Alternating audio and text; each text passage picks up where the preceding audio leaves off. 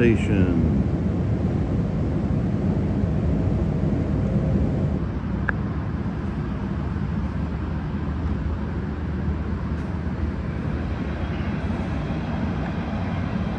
And in this Viewliner sleeper baggage dorm departing White Sulphur Springs, West Virginia, yesterday evening we had 4 revenue passengers in this car.